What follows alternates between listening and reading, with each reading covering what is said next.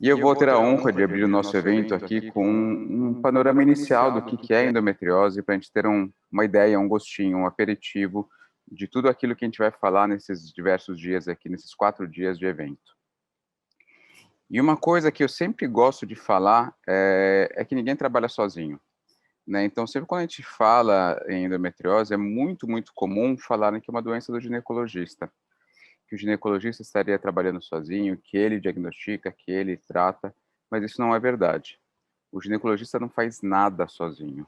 Então, desde do momento do diagnóstico, do momento do tratamento clínico, do tratamento cirúrgico, do tratamento complementar, nós sempre trabalharemos em equipe.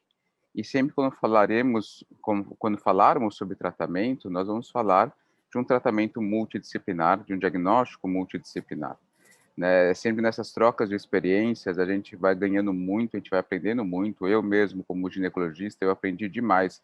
Virei um melhor médico a partir do momento que eu consegui conversar com outras especialidades e aprender como eles veem a doença, ou como eles raciocinam, ou como eles propõem os tratamentos e os diagnósticos. Então, vocês vão ver que nosso evento vai estar pautado sempre muito nisso, na multidisciplinaridade. Essa é a ideia da construção do evento e que é muito importante para que a gente consiga fazer um diagnóstico, um acompanhamento, um tratamento adequado da endometriose. E aí, o que é endometriose, né? Endometriose é uma doença que acomete 10 a 15% das mulheres no período reprodutivo. É uma doença em que as mulheres são bastante engajadas e a gente vê em diversas mídias sociais movimentos pela conscientização da endometriose, pelo entendimento dessa doença.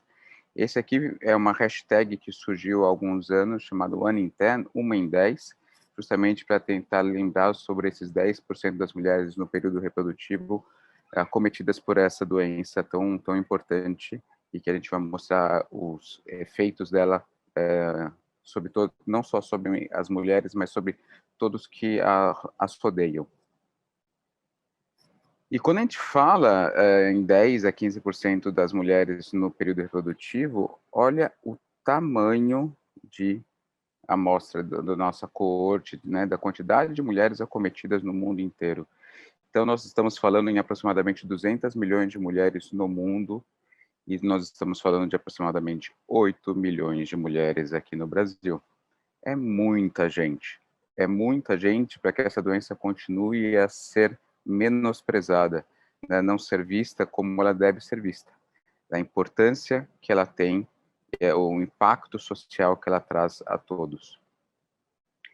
E uma definição médica, né?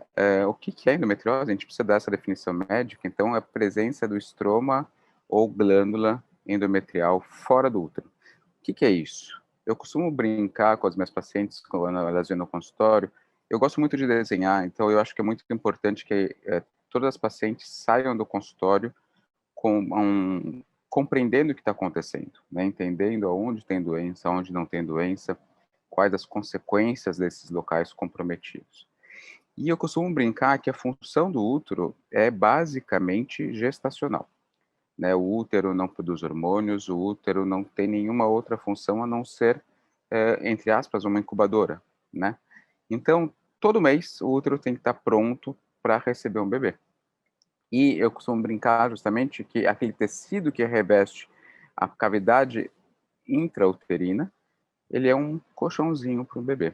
E a partir do momento que a gente não tem bebê, eu não preciso do colchão, e aí esse colchão se descama e sai a menstruação, né, juntamente com esse epitélio, com esse endométrio. E a endometriose é o quê? É quando esse endométrio, que deveria existir somente lá dentro do útero, por algum motivo, que a gente vai falar um pouquinho mais sobre as teorias, ainda incerto, ele está fora do útero, acometendo, aqui nos exemplos a gente colocou na bexiga, no apêndice, no ovário, mas tantos outros locais podem ser comprometidos, como o intestino, como o pulmão, como o diafragma, como o ureter, enfim, todos os órgãos da cavidade abdominal e também da cavidade torácica podem ser comprometidos por essa doença.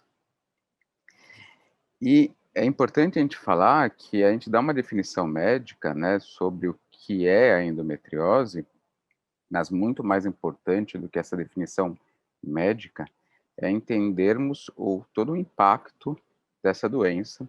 Então, a gente vai ter palestras no nosso evento aqui falando um pouquinho sobre o manejo do estresse, sobre a parte psicológica, sobre toda essa fadiga, angústia, depressão, né, o isolamento social, tudo isso vai gerar um impacto muito importante em toda a sociedade, não somente naquela mulher, mas no núcleo familiar dela, no núcleo de trabalho, que é muito, muito importante a gente sempre estar falando sobre isso, né? A gente sempre tentar conscientizar e explicar que sentir dor não é normal.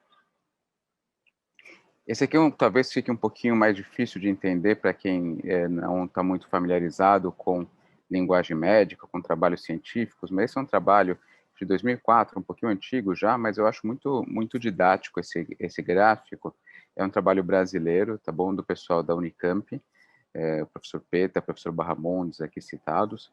E você consegue ver aqui nos dois círculos que a gente colocou, o quanto está comprometido os aspectos emocionais e os aspectos físicos da mulher com endometriose.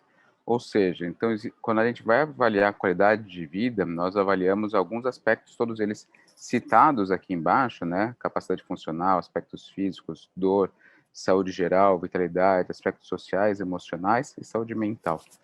E olha só o quanto eles são comprometidos. Então, a gente vê o quanto a endometriose é capaz de comprometer a qualidade de vida.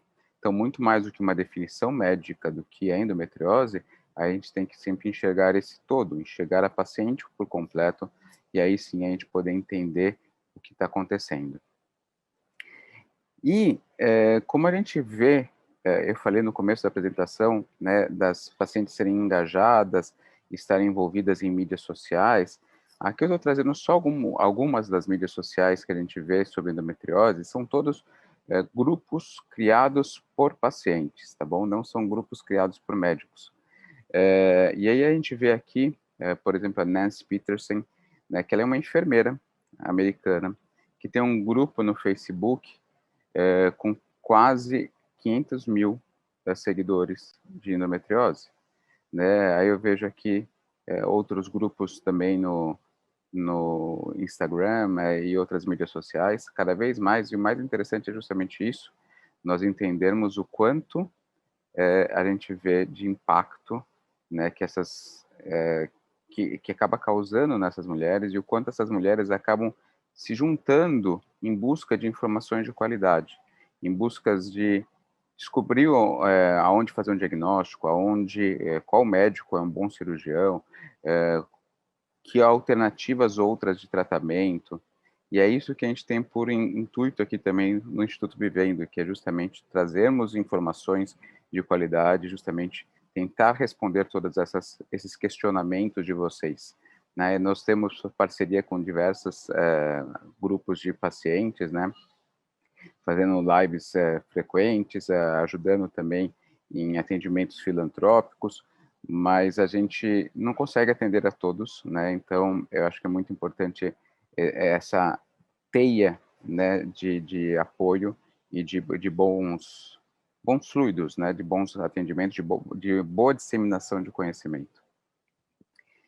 E aí, eu acho interessante também, né, a gente tem hoje as mídias sociais, um modo de disseminar conhecimento tão grande, e às vezes uma foto fala mais do que 1000 palavras, né? Então, essa aqui não foi a primeira, mas diversas outras, mas essa aqui era a mais recente que eu tinha aqui comigo, de uma arte, né, como se fosse uma tatuagem, mas era removível, para tentar mostrar todo o impacto que aquela mulher estava sentindo, apesar de ser uma doença, entre aspas, invisível. Olha só o quanto de coisas, quanto de consequências que ela pode trazer para aquela mulher em relação à dor, à sensação, às cicatrizes, às múltiplas cirurgias. Então, tudo isso são temas que nós vamos falar nesses próximos dias aí. Então, só para deixar também um gostinho também do que é importante a gente levantar aqui, a gente vê o quanto é demorado o diagnóstico dessas pacientes, né?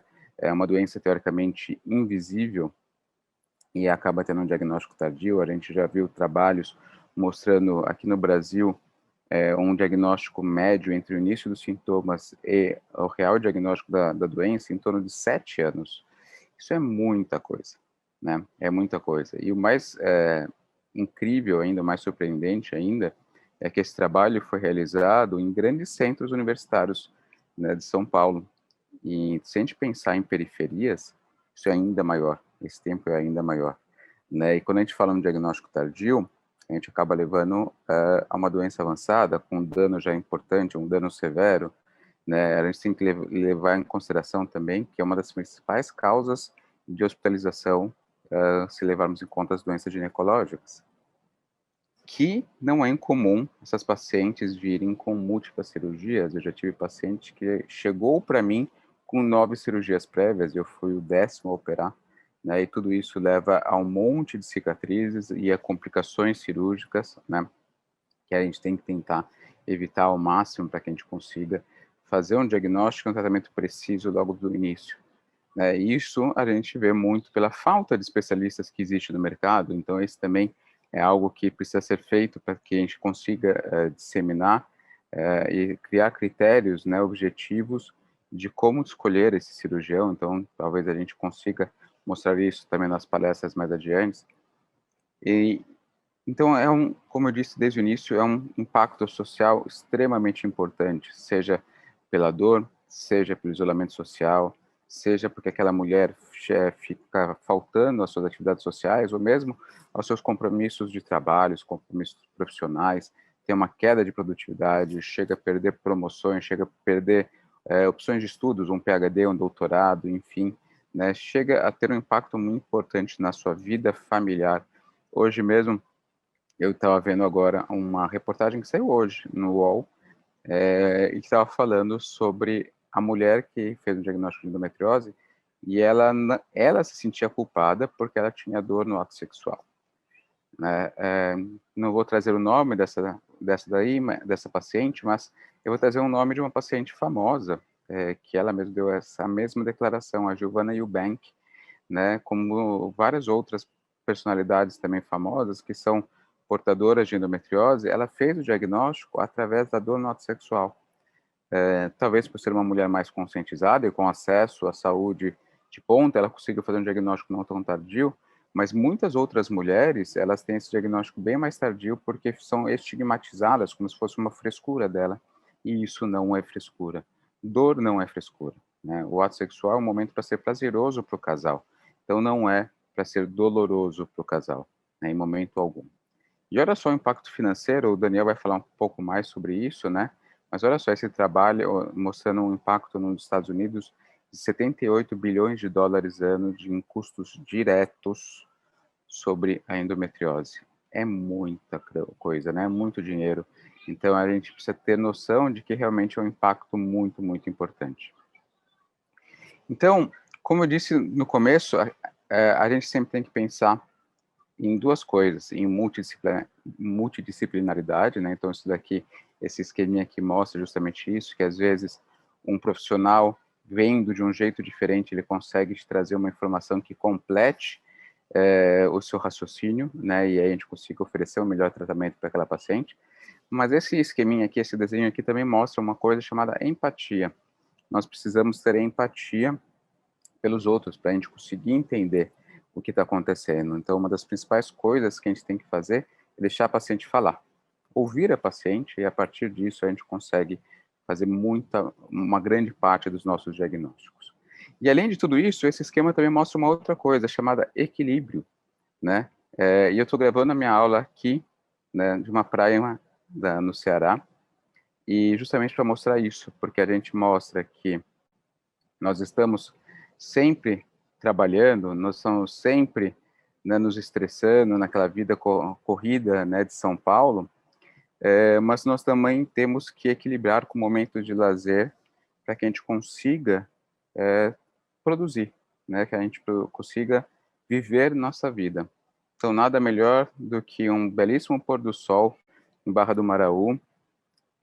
Nesse momento aqui estávamos eu, minha esposa, a doutora Catiane também, que está aqui conosco. Então, nada melhor do que a gente desfrutar de bons momentos juntos, né? Saber equilibrar trabalho e diversão. Certo? Obrigado, gente.